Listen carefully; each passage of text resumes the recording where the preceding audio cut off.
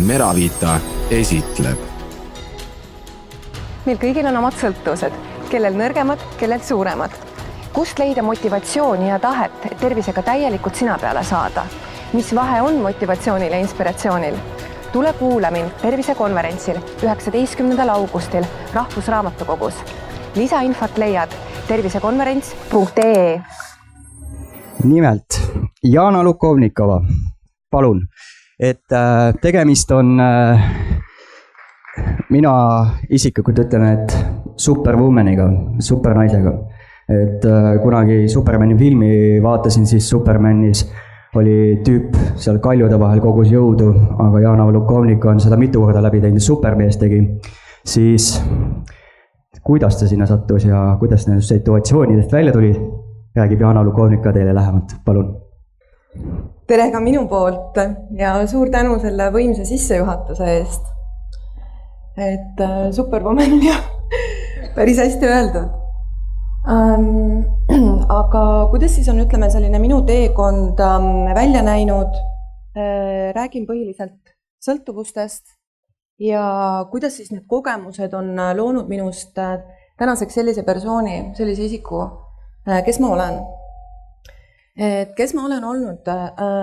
Mul on tegemist olnud alkoholismi, narkomaania, toitumishäirete, tabletisõltuvusega ja aastaid, ligi 10 aastat kestnud siis totaalne alkoholism võttis mul tegelikult täiesti jalad, peaaegu et sõna otseses mõttes.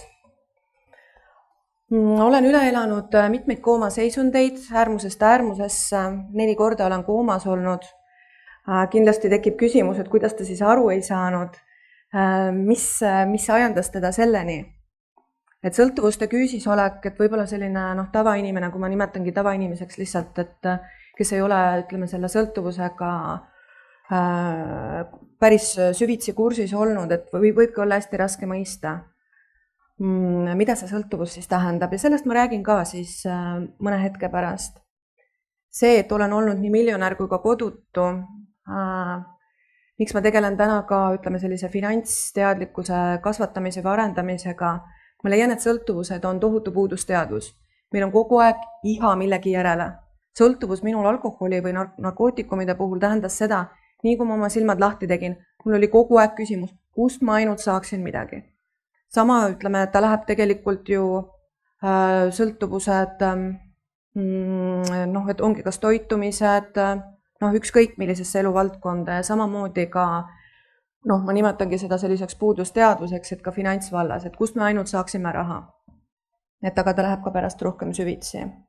Et ja ma siis annan täna ka siis ülevaate enda elus sõltuvustest ja kuidas ma sellega toime olen tulnud, kuidas ma olen vabanenud nendest sõltuvustest ja kuidas leida siis see elutahe endast taaskord. Et kogemused on meie väärtus ja kuidas ma täna seda räägin, ongi, et kõik on meie valikutes kinni, kas ma saan selle üle tohutult häbi tunda, kas ma vihkan iseennast, kas ma tegelen enese süüdistamisega või ma räägin seda selleks, et jagada seda kogemust, sest kellelgi tuleb ka seda teha. Tundsin häbi ja tundsin süütunnet aastaid, aitab sellest. Et sõltuvustest, et mida see siis tähendab? Ma olen püüdnud ka leida lahendust ja käinud erinevate psühholoogide, psühhiaatrite juures, et leida ka süvitsi selle juuri. Kuhu kohta ta siis välja läheb? Jah, see võib olla, ütleme, geneetikas. Minu isa oli alkohoolik. Ma ütlesin, oli sellepärast, et ta 20 aastat täna enam alkoholi ei tarvita. Aga see ei tähenda seda, et kui ta täna peaks pitsi viina võtma, mul on tunne, et siis ta jätkab samas vaimus. Alustasin 13-aastaselt alkoholi tarvitamist. Ma tahtsin samastuda kellegagi, ma tahtsin kuuluda gruppi. Mind koolis narriti, ma olin nagu hall hiirekene nurgas. Ma ei kuulunud mitte kuhugi. Täna ma leian, et sõltuvused saavad alguse mitte päris nii-öelda geneetikast, vaid see tähendab seda, et asi on tegelikult keskkonnas. Kui palju on tegelikult, ütleme, sõltlaste lapsi, kes ei tarbi tilkagi alkoholi, kellel pole narkootikumidega midagi pistmist. Kõik on tegelikult keskkonnas. Minu keskkond oli see vundament oli, ütleme, mõranev. ma tahtsin lihtsalt kuuluda kuhugi. 13-aastaselt jätkasin pidutsemistega, siis kui ma esimest korda alkoholi tarvitasin, mul hakkas see tohutult meeldima ning ma juba salamisi ootasin neid nädalavahetusi, loomulikult ei olnud see tol ajal kujunenud mul igapäevaseks tegevuseks. Aga mulle see nii meeldis, ma sain endale uued sõbrad, ma kuulusin kuhugi, mul oli lõbus, ma olin avastanud selle nii-öelda selle näilise,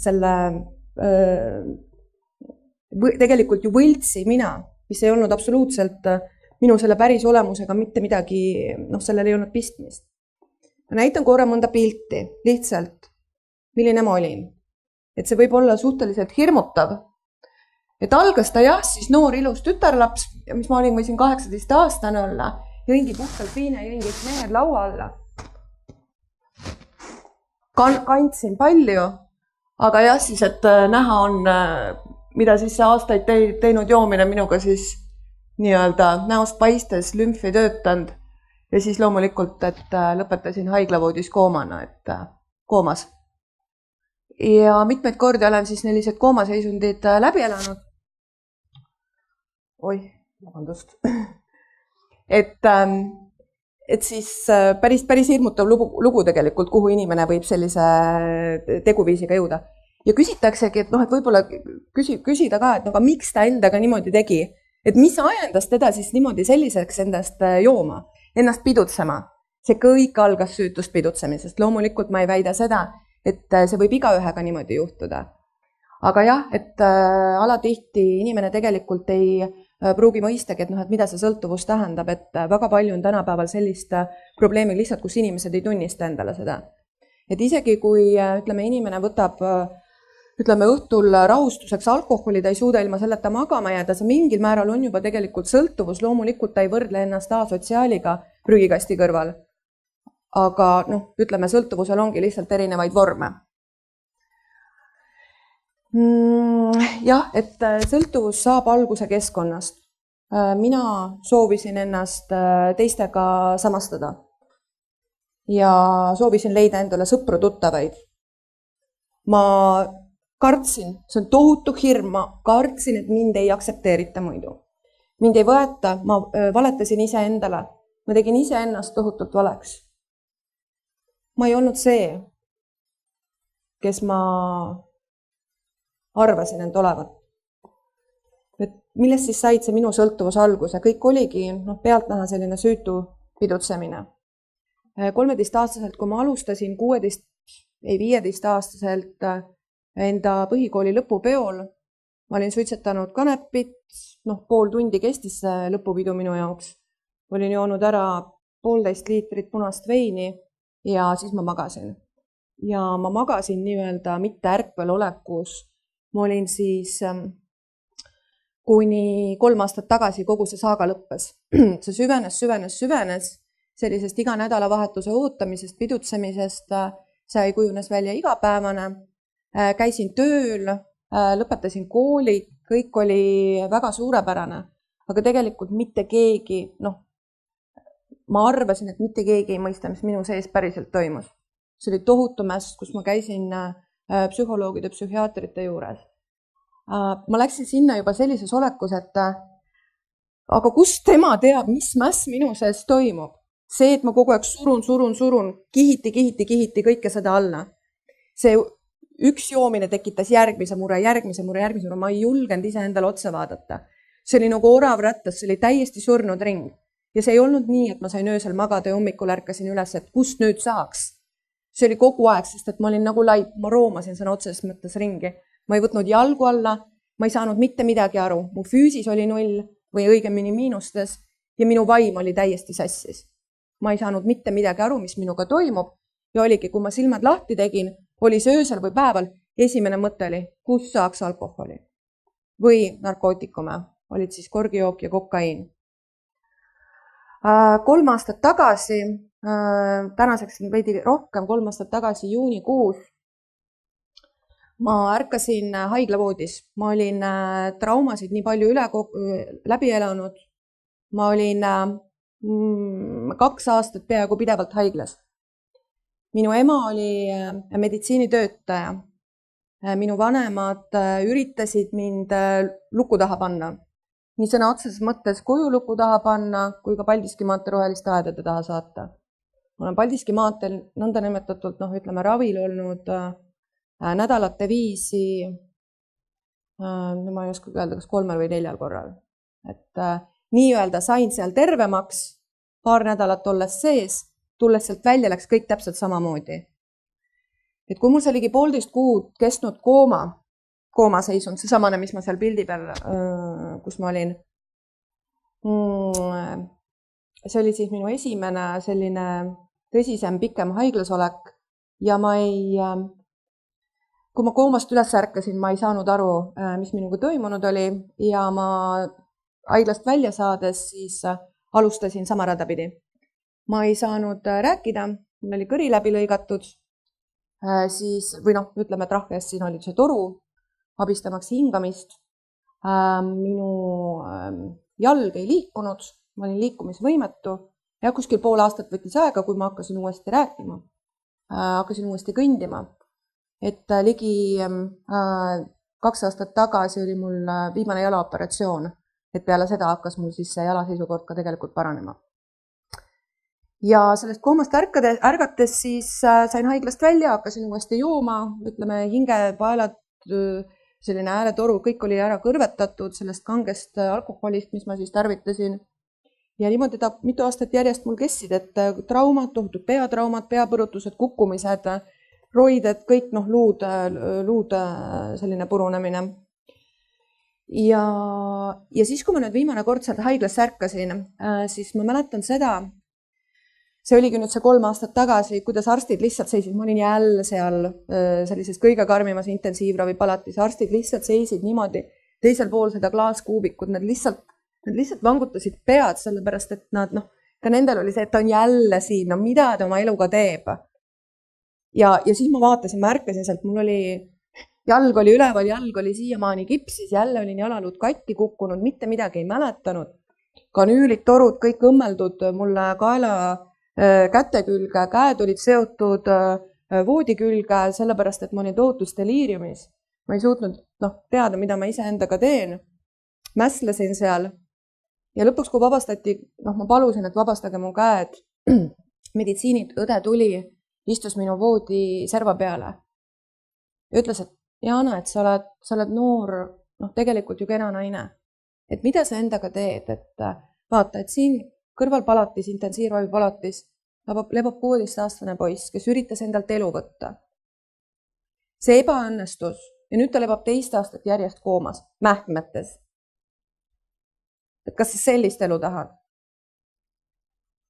Mul oli siis piisavalt, kuigi see meel oli nii sassis, aga ütleme, see tõstatas mingisuguse energia, mis ma hakkasin mõistma, et ma sellist elu ei taha, sest mul oli lootus täielikult kadunud. Või siis ta tõi näiteks ka teise näite, purjuspeaga mees, suitsukoniga magama jäänud, pool keha põlanud. Et kas sa sellist elu tahad? Et ei. Siis ma ei osanud endale seda ette kujutadagi, et minu jaoks on midagi muud võimalik, et minu jaoks on olemas see lootus. Ma olin sellest täiesti loobunud, sellepärast, et ma lihtsalt ei näinud sellest kaugemale. Ma ei näinud elu, üks osa minust arvas, et kõik joovad, et kõik niimoodi elavad, sest et ma ei näinud nendest raamidest kaugemale. Ma olin nii sassis, ma olin nii sellises oravrattas situatsioonis, et minu ainukene mõte oli, kus saaks.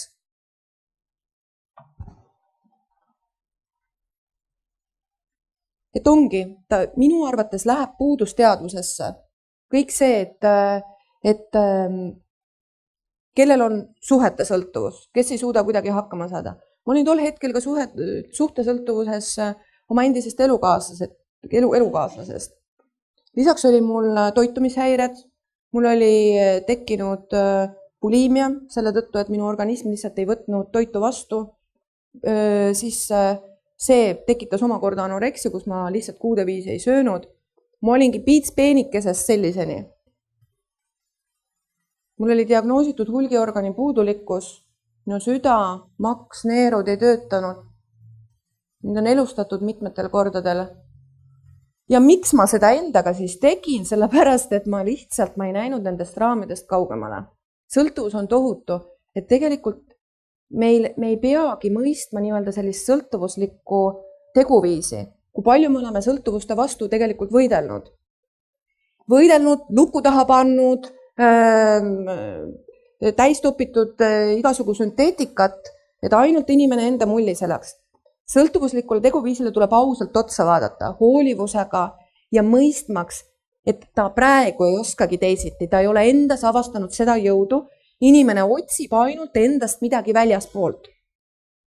Olgu selleks alkohol, narkootikumid, toit, seks, raha tegemine, töönarkomaania, see kõik väljendub erinevates nendes vormides. Et ma leian, et see on mingisugune selline energeetiline muster. Ma ei usu, et alkoholism pärineb päris geneetikast. Ja täna ma ju ei vihka alkoholi. Ma ei võitle selle vastu. Ma lihtsalt üritan ka nii-öelda avardada seda mõistmist, miks inimesed joovad alkoholi, kui palju on see tegelikult täna levinud ja kui paljud seda endale ei tunnista. Et mille vastu me võitleme, sinna me energiat suuname ja see suureneb, see laieneb. 3 aastat tagasi alustasin ma, et sellest sõltuvusest, nii-öelda sellest alkoholi sõltuvusest üle saada. Minu vähihaige ema käekõrval jalutasin ma siis sisse AA, anonüümsete alkohoolikute tugigruppi. Jalutamiseks oli seda väga palju vist öelda, et ma karkudega läksin sinna, sest et terve üks jalg oli kipsis. Ja ma alustasin seal käimist ja miks ma rõhutan ka nii oluliseks sõltuvustest vabanemise puhul, on keskkonnavahetus. Ma jätsin kogu enda eelmise elu sinna paika. Kõik vanad suhted, kõik ma lõpetasin ära. Ja ma alustasin käimist seal tugigrupis, sest need inimesed tundusid mulle, et nad mind mõistavad. Nendel oli tegemist sarnase olukorraga, nii nagu minul. Kui ma olin varasemalt läinud psühhiaatri juurde, ma vaatasin, tal on küll diplom käes, aga ta tegelikult ei tea, mida mina tunnen. Tegelikult ta ei tea, kui raske on see sõltuvuse energia. Tegelikult ta ei tea, kui klapid peas mul on ja seda ei andnud tabletiga parandada. Alkoholismi või ütleme sellise sõltuvusest vabanemise puhul on ääretult oluline just see mõistmine, et inimene teadvustab, et ta ei ole üksinda. Kui palju meil on lähedasi, kellel võib olla, ütleme, näiteks sõltuvuslik probleem, kuidas talle siis abi anda? Ei saa luku taha panna, sellepärast, et see inimesel peab ise endal see mõistmine tulema. Ei saa väljaspoolt, väljaspoolne abi saab olla ainult selline, et kus me annamegi nii-öelda koostöö variandi, et me oleme teineteisele toeks. Ja see läheb ju ükskõik millise sõltuvuse puhul. Et selline sügavam mõistmine, et mitte selle valeks tegemine, sest meil igal ühel on omad kogemused ja need olid nii-öelda sellised minu kogemused, mida mina olen läbi kogenud. Et siin on korraks lihtsalt see pilt, et rääkida sellest, ma olen, kui niimoodi saab öelda, siis surnust üles ärganud. Ja ma üritangi edasi anda ka sellist informatsiooni, et igaüks avastaks meil endas päriselt need enda anded. Et me ei looks maailmas mitte kellegi teise asja, et me teeksime seda päris iseenda asja, kelleks me oleme siia sündinud. Et kust leida siis see inspiratsioon ja tahe? Seda on päris raske leida siis, kui inimene on, ütleme, ongi klapid peas ja ta ei saa mitte midagi aru. Nii nagu minuga oli 3 aastat tagasi, kui ma hakkasin seal tugigrupis käima. Ma ei näinud mitte millestki kaugemale, ma istusin seal tugigrupis, ma ei suutnud isegi nutta, sellepärast, et kuidagi see aastaid kihtidena kogunenud emotsioonid, see oli kuidagi nii lukustanud mind, et ma olin täiesti emotsioonita, täiesti tundetu. Ma olin ise ennast luku taha pannud ja mitte nende roheliste aedade taha, vaid iseenda sisemaailma. Leidsin see tahe hakkas mul nii-öelda, või see usk või see lootus hakkas mul nii-öelda avarduma selles tugigrupis käimist. Ma hakkasin rääkima sellepärast, et seal ma sain rääkida ükskõik mida, teised kuulasid. Ja mina sain teisi kuulata. Ja ma jälgisin neid ja ma midagi õppisin seal, sest seal olid tegelikult ka kogemustega inimesed, kes olid aastaid, juba 20 aastat sõltuvuslikust sellest mustrist vabanenud. aga nad olid asendanud selle millegi muuga. Nad olid asendanud selle näiteks seal koosolekutel käimisega või noh, mis iganes muuga, mida nad leidsid endale, ma ei tea, tol hetkel hingelähedase olevat.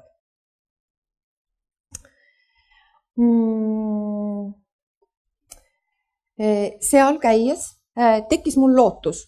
Ma sain aplausi osaliseks 6 aega peale seda, siis kui ma olin seal käinud. Ja see oli aplaus, päriselt, see tekitas minust tunde, et ma olen keegi, et minust hoolitakse, sest seda tunnet ma varasemalt kogenud ei olnud. Ma ei olnud kogenud, kuidas armastada ja ma ei osanud seda vastu võtta, näiteks kuidas minu lähedased mind armastasid. Sest ma olin ennast nii valeks teinud. Ja see oligi see, et ma süüdistasin ennast, ma tundsin häbi, tohutu murede koorem, kuidas ma nüüd hakkan kõike seda lahendama. Kuidas ma hakkan neid trahve maksma, mis ma olin endale purjus peaga käkke kokku keeranud. Kust ma siis nüüd alustan? Et kuidas väljuda sellest mugavustsoonist, mille ma olin siis endale niimoodi kunstlikult tekitanud. Aga seal käies tekkis mul siis see teadlikkus, et lootus on olemas ja kuskilt ma tahan nii-öelda need lahtised otsad kinni sõlmida, et ma pean oma minevikuga lõpparve tegema. Selles mõttes lõpparve, et mitte ma ei unusta neid kogemusi ära, vaid ma täna suhtun sellesse hoopis teisiti. Ma usun täiesti, et minevikku saab muuta. Aga muuta saab sellega, et ma vaatan täna, nagu ma vaataks ülevalt alla nendele olukordadele, nendele koledatele koomaseisunditele, nendele koledatele traumadele, nendele mälupiltidele, mis mul ikka veel on, aga ma vaatan neile, kas just saab öelda heldimusega, aga ma vaatan neile sellise olukorrana tagasi, et ma mõistan täna ennast, miks ma seda kõike endaga tegin, sellepärast, et ma tol hetkel absoluutselt ei teadvustanud endale, mida ma endaga tegin, mida ma enda lähedastele põhjustasin, mida kui palju ma olen ennast süüdistanud selle tõttu, aga tekib sügavam mõistmine ja tuleb anda aega. Et mis vahe ongi siis sellisel inspiratsioonil ja motivatsioonil? Inspiratsioon tuleb enda seest. Ma leian, et motivatsiooni tuleb meil kuskilt väljaspoolt otsida. Hästi hea näide on, kui näiteks ütleme ka tööandja teeb töötajatele motivatsioonikoolituse. Loomulikult see on väga õige ja tulebki selliste asjadega tegeleda. Aga just, et kui on olemas see inspiratsioon ja tahe, siis meil ei peaks iialgi ära kaduma motivatsioon, kui me teeme seda enda asja. Kui kellelgi on mott maas, siis tuleb teha, anda talle kuskilt väljaspoolt seda motivatsiooni, motiveerida teda. Aga see inspiratsioon meie sees kasvab, kui me teeme tõeliselt seda, mis on meile hingelähedane. Et lubada ise ennast mõista, kui palju surusin mina maha seda, et ma olin erinev, ma olin nurgas, ma olin üksinda, mitte keegi minuga ei tahtnud suhelda, mind mõnitati, kooli kiusamine ja see tekitas selle, et aga ma tahan teistega samastuda, ma tahan kuuluda sinna halli massi. Ma tahan olla üks nendest lammastest seal lambakarjas. Täna ma ei taha kuuluda halli massi. Täna ma soovin eristuda ja leida enda sees ka seda tõde. Et mis teeb igaühe selliseks individuaalseks, mis teeb igaühe eriliseks, et igaüks avastaks endas need anded, tõepoolest, mida ta päriselt teha oskab, et me ei teeks kellegi teise asja. Mina unistasin ka noorena lauljaks saamisest. Täna ma seda teha ei saa, ma olin isegi ansamblis. Kuna mul on kõri läbi lõigatud, siis minu häälepaeltega on nüüd selline lugu, et mul ei ole enam sellist lauluhäält nagu varem. Ja ma ei hakkagi punnitama ja ma ei üritagi lauljaks saada, sest lauluhäält mul täna sellist ei ole. Et ma katsun leida ka enda sees ja mida ma soovitangi ka teistele nii-öelda avastada ise endas need anded, mis teevad just teda eriliseks ja just julgus eristada sellest massist. Olgu see, et tänapäeva sotsiaalmeedia pakub nii häid võimalusi tegelikult ka, kuidas jagada kas või mõndasid, selliseid inspireerivaid lauseid, millest kellelegi, kasu oleks. Iga mõte, iga idee, mis meil tekib ja kui me seda välja ütleme või me seda jagame kuskil, kellelgi on seda tarvis, sest muidu see meil ei tekiks. Tühja kohta ei ole olemas.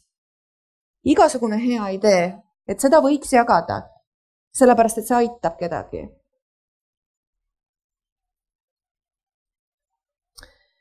et ongi, et hästi paljud, ütlemegi, tehes kellegi teise asja,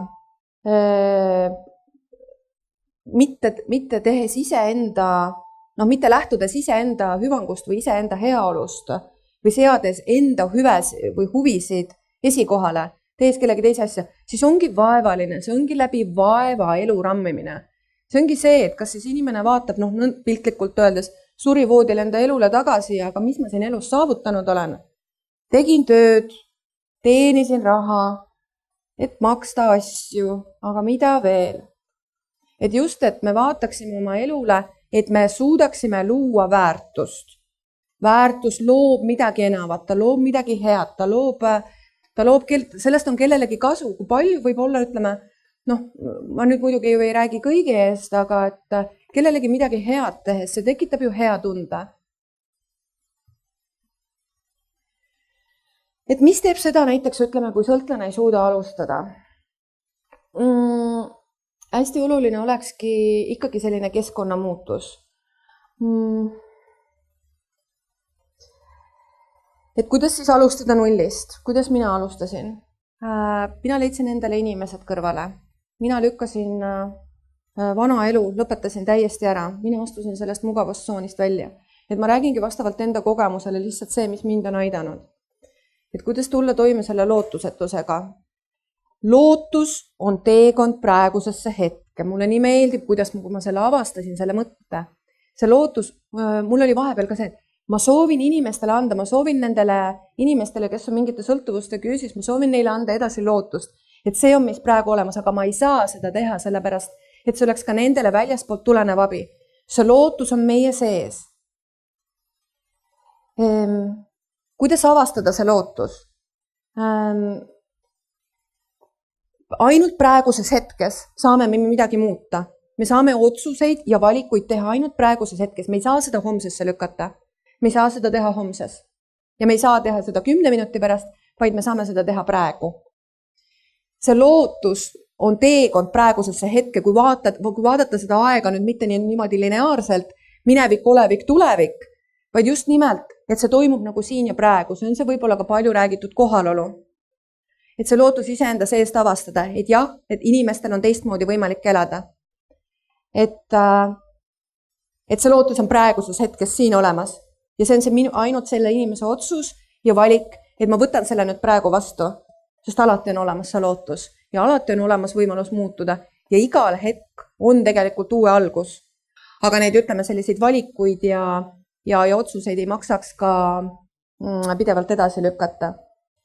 Et leida see elutahe, see oli, ütleme, kui vaim või mõistus või kõik oli nii tohutult sassis, et mul tabletisõltuvus oli veel väga-väga tugevalt sees pool aastat peale seal tugigrupis käima hakkamist.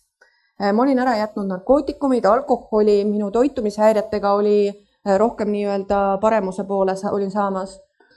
Et ma suutsin, ütleme, süüa. Aga samal ajal mul oli ikkagi tohutu sõltuvus tablettidest. Mul olid antidepressandid, rahustid, antipsühhootikumid, verevedeldajad, need rõhurohud, südamerohud, ühesõnaga väga-väga palju erinevaid, et neid võib nimetada jäädagi. Aga ütleme, ma olin seal tugigrupis käimisest, tegelikult ikkagi nagu omas mullis. Mul olid nii palju, kui ma teiste suust kuulsin, et mul olid silmad klaasistunud. Ma tegelikult see, mida ma rääkisin, oli häma, sellepärast, et ma mitte midagi ei saanud aru. Ma nii-öelda rääkisin kogu aeg sellist ühte ja sama teksti korrutasin ise endale, et mul oli tegelikult ikkagi, ma olin kapseldanud ennast sellisesse mulli, et ma ei saanud aru, mis minuga päriselt toimumas on. Aga sellisest tabletisõltuvusest ma vabanesingi selliselt, et minuni jõudis täitsa suvaliselt üks YouTube'i artikkel, mida ma siis vaatasin, kus üks naisterahvas rääkis samadest rohtudest, mida mina tarvitasin ja ütles, et see tekitabki tohutut sõltuvust ja siis mul tekkiski kuidagi selline taipamine, et ma ju käin siin tugigrupis ja ma omast arust enda arvates olen kõikidest sõltuvustest vabanenud, aga ju ma siis ikkagi ei olnud, et mul oli see tabletisõltuvus, et rohud ma jätsin ära. Seal olid ka, ütleme, sellised kaaslased sellega hallutsinatsioonid, deliiriumid, aga noh, aga ma sain sellest aja jooksul üle. Et ma kasutasingi ka selliseid hästi looduslikke, ütleme, toidulisandeid ja hakkasin enda organismi puhastama ja siis hakkaski nii-öelda see tahe minust tekkima, see elutahe, et ma võtangi jalad alla ja ma võtangi vastutuse iseenda elu eest päriselt ise ja hakkan ise enda elu looma. Et koostöö on ülimalt oluline ja mingi hetk siis, kui näidata see kavatsus välja, et ma nüüd soovin terveneda, et leida see lootus, sealt tekib see elutahe ja sealt edasi ta lähebki nii-öelda mitte nagu oravrattas, aga siis see hakkab lahti rulluma. Kõik see, kuidas inimene näeb, milline on tema tervenemise teekond. Ja see ongi töö iseendaga, see on tohutu töö iseendaga. Aga see ei peagi, kui ta alguses mul käis nii-öelda läbi pingutamise ja ka see töö iseendaga, ta kõige alguses nägi mul välja selline, et ma lihtsalt käisin seal tugigrupis, olin koos nende inimestega, kuskil mujal ma ei käinud, ma ei läinud mitte kuhugi välja, ma teadsin, see töö iseendaga tähendas seda, ma ei julgenud mitte kuskil mujal käia, selle tõttu, et ma arvasin, ma lähen muidu viinapoodi ja ma hakkan seda teemat otsast peale. Ma lihtsalt olin kodus või siis ma käisin selles tugigrupis. Ja ma käisin seal mõnikord isegi 3 korral päevas, mitte sellepärast, et ma oleksin kuhugi jooma läinud, vaid selle tõttu, et mul oli seal hea rääkida ja see oli tegelikult üks minu ainukesi tegevusi, mida ma siis teha sain. Ma elatasin invaliidsuspensionist ja maksin enda trahve. 1,5 aastat tagasi, üle-eelmine aasta, siis kui ma olin nii-öelda seda uut elu alustamas, mul oli need 10 000 eurot trahve, siis mul oli invaliidsuspension, siis mul oli, ma ei suutnud väga kõndida, ja mõistus oli ka nii, nagu ta oli sellel hetkel. Aga ma alustasingi kuskilt, ma püüdsin ise endale andestada. Ja ma püüdsin kuskilt tõesti alustada selliselt, et oleks see lootus olemas. Ma elasin hetkes, ma elasin päev korraga. Ma ei mõelnud kaugemale tulevikule. Ma lihtsalt alustasin kusagilt.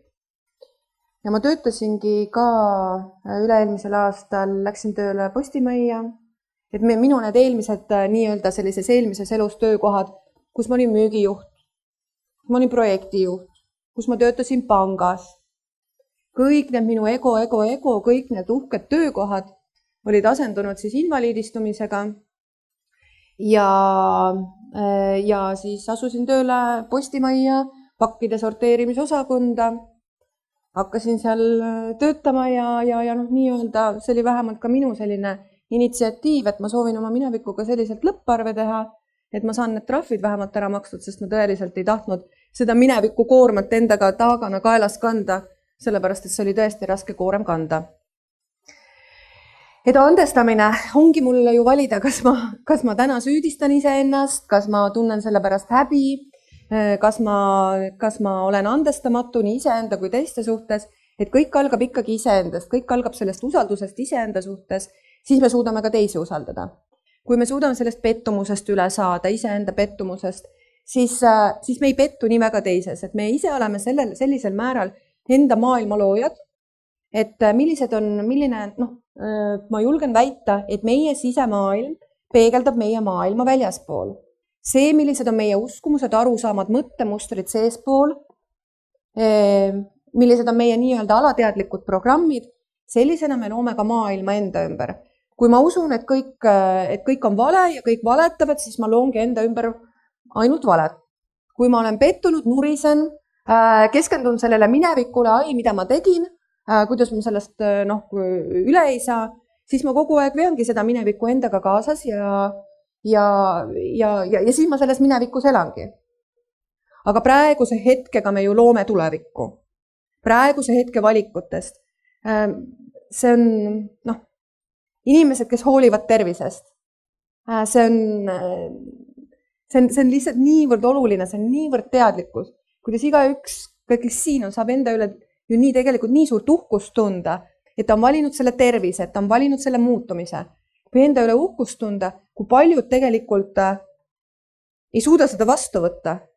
Ei julge enda kohta öelda, et nad on uhked enda üle. Või et nad teevad hästi. Kui palju on tegelikult sellist armastuse puudumist olnud meie elus. Aga jah, see valdkond läheb ka jällegi nii laiaks. Et just nimelt see süütundest vabanemine, toimetulek nende hirmudega, need tohutud alateadlikud hirmud. Meie alateadus salvestab 24/7. Olgu see öösel magama jäädes televiisor, millest tulevad, ma ei tea, ükskõik mis nii-öelda teemad.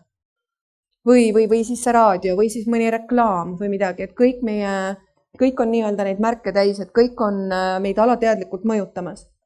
Ja kui palju ma siis surusin endal kõiki neid hirme, neid mingisuguseid uskumuste programme, mida ma olin siis kas siis väiksena kuulnud, vanematelt omaks võtnud, lähedastelt omaks võtnud, et hästi palju see läheb sinna puudusteadvuse alla. Et kuidas ütleme, kõik millegi endast väljaspoolt otsimine ja kogu aeg on millestki puudus. Et võib-olla siis ise endalt mõttes küsidagi, et aga millest mul puudus on? Et mis peab minus muutuma? Et ma sellest puudustundest vabaneksin. Oskus elada ja hästi elada, et täna ma leiangi, et meil ongi endal see valik, kuidas me endal selle elu loome. Vastavalt siis tõesti enda nendele otsustele, mida me siis vastu võtame. Ja hästi elada, see tähendabki seda, et me oleksime rahul sellise eluga, nagu meil täna on. Kui paljud endalt küsida, et kui palju ma olen täna rahul sellise eluga, mis mul täna on, mis väärtuseid see loob, kas see tekitab minus hea tunde, kas ma rügan kellegi teise heaks või ma teen ise endale midagi. Loomulikult see ei tähenda seda, et peab kuskilt töölt ära tulema või mida iganes, aga just see, et ise endas avastada need anded. Et taipamine, mis on selle elu sügavam tähendus. Et julgeda olla see, kes me tegelikult oleme. Ja just nimelt, et see julgus eristada, et me ei oleks nii-öelda ütleme selle halli massiga, et me ei samastaks ennast. Et see tegelikult nõuab tohutut julgust iseenda elu eest vastutus võtta. Täna ma püüan seda teha, täna ma püüan anda edasi ka seda infot, kõike seda, mida see tähendab iseenda elu eest vastutuse võtmine. Kuidas iseenda see tervenemine, kuidas see tervenemise teekond võiks välja näha. See kõigil meist on individuaalne. On nii-öelda väga keerulisi kogemusi, väga raskeid olukordi, aga kõikidest nendest olukordadest on tegelikult võimalik välja tulla. Et ei ole olemas võimatuid olukordi, muidu meil ei oleks neid. Et alati on lahendused ja me võiksimegi olla pigem lahenduse leidjad, mitte jälle otsijad. Otsijad, et kust saaks midagi või kuidas, et see mõistus või see meel blokeerib meil selle teadlikkuse. Et kui me kogu aeg korrutame, kust ainult midagi saaks, siis meil jääb ruum nendele vastustele leidmata. Et olles pigem lahenduste leidja, nähes seda suuremat pilti, olleski leidjad, mitte otsijad. Me mõistusega oleme tahtnud hästi palju kontrollida, et hästi palju iseenda elu läbi elu rammida, läbi elu ongi läbi selle vaeva, läbi nende raskuste, läbi kõige selle olles mitte ise, mina ise, läbi sellise energia läbi elu minna. Et kui lihtsalt leidagi see, et mis päriselt endale meeldib, tehes seda, see tekitab seda naudingut, seda rahulolu. Kui paljud saavad endale täna öelda, et nad naudivad oma elu. Et ma täielikult naudin enda elu. Või et neid väärtusi. Et süda oleks rahul. See rahulolu iseendaga. Et loomulikult meil kõigil on muresid ja teemasid, millega tegeleda ja see kõik ongi täiesti loomulik. Neid ei peagi vaiba alla lükkama. Näiteks ütleme sõltuvuslike käitumismustrite puhul, mina, kuidas ma üritasin nendest vabaneda, ma ei osanud teisiti, mina jäin pudeli viina. Täna meil kõigil on mingisugused teemad, mida meil tuleb lahendada. Me ei võta siit ju kuskilt tooli alt pudelit viina ja ei hakka sellega ju lahendama enda muresid ega probleeme. Et mina tegin seda, sest ma lihtsalt ei osanud teisiti.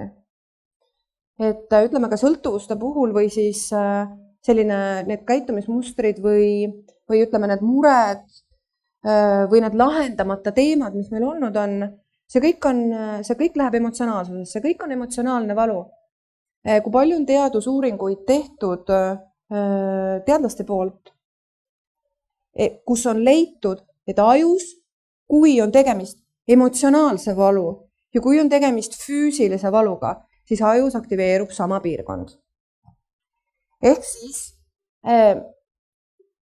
emotsionaalne ja füüsiline valu, siinkohal näiteks võib näiteks tuua ka, et sõltuvustest veel nii palju. Inimene on tohutute valude küüsis, ta saab nädalate viisi morfiini haiglas. Ta ei tule ju haiglast, ta ei vabane haiglast, ta ei hakka ju ennast süstima. Et tal on see emotsionaalne valu olnud, see füüsiline valu olnud, ütleme pigem see haiglas olles see füüsiline valu olnud ja välja saades tal on hoopis teistsugune keskkond, tal on need inimesed ümberringi ja ta on sellest nii-öelda üle saanud, et ta ei hakka enda muresid uputama uimastavatesse ainetesse.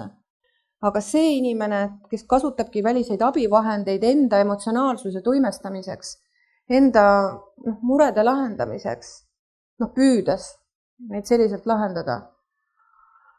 See on emotsionaalne valu ja on jah, ütleme, et ongi kindlaks määratud, et sama piirkond ajus, lihtsalt, et üks on selline emotsionaalne valu ja teine on füüsiline valu, need on võrreldamatud. Aga ütleme lahendused sellele ka võivad täiesti hoopis erinevad olla. Erinevad selles mõttes, et me vajame kedagi, kes meid aitaks. Me ei pea üksinda tulema toime enda murede küüsis. See ongi see, et inimene jääbki iseenda nende mõtete ohvriks, need programmid, nii-öelda see mõttemuster kordub. Me oleme selle ühe mõttemustri küüsis ja me ei näegi seda lahendust, me ei näe seda energiat, me ei näe seda olukorda, mis võiks meid üldse aidata. Tänulikkus. Ma ei saanud sellest tänulikkusest aru enne, tänulikkus elu eest. Kas tõesti peab selleks elu kaotama või invaliidistuma selleks, et aru saada, kui väärtuslik on elu?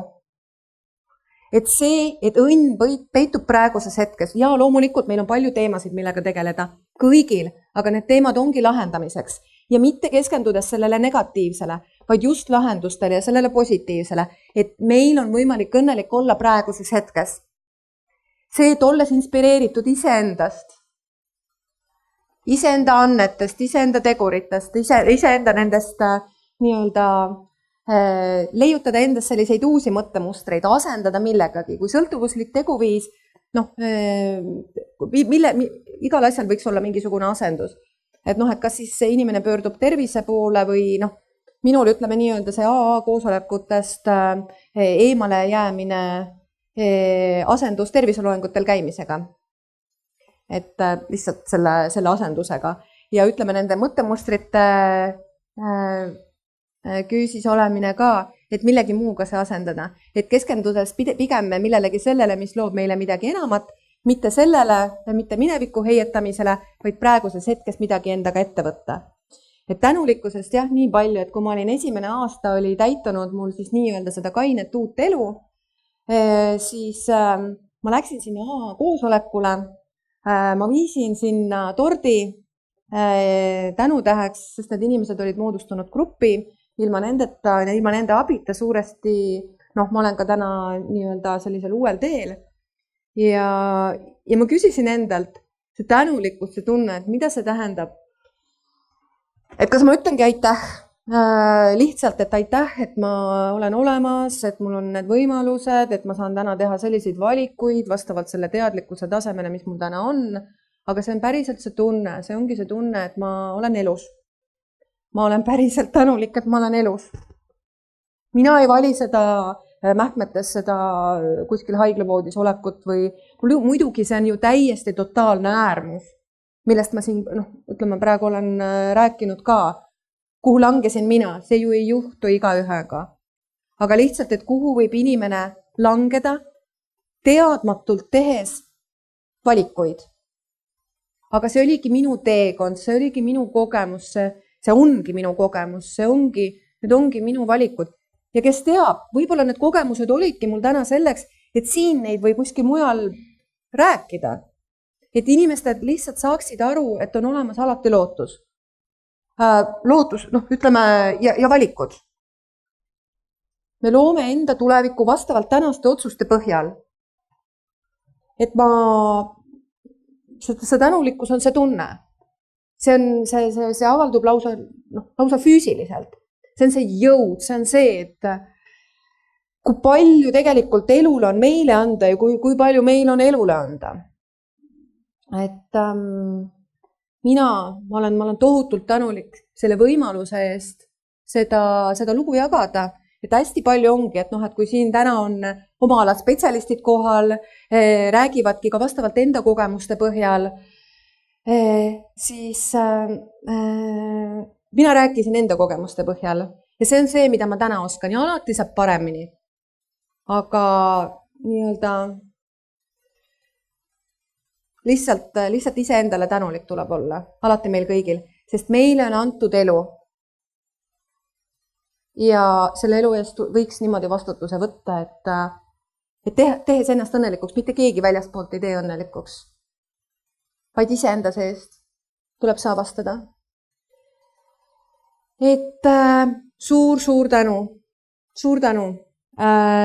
Kui on küsimusi? Aitäh, Jana Lukovnikova. Ja kas kellelgi on küsimusi tekkinud? Tõstke käsi püsti, tulen mikrofoniga tema juurde, saab ilusti küsida. Karta pole midagi, esimene mikrofoni proova ongi natuke nii hirmutav. On küsimusi? Mina küsiksin ühe küsimuse. Palun. Et minu jaoks on üsna tähtis hommiku. Mida ma teen hommikul, et mu päev korda läheks? Mida teed sina hommikul? Et su päev algaks nii, et see lõpeks päev ilusani. Täna ma oskan elu hinnata. Hommikul silmad lahti tehes, loomulikult, kas see mul alati meelde tuleb, et päris paljudel hommikutel on olnud selline ärevus ka, et mida see tänane päev siis toob.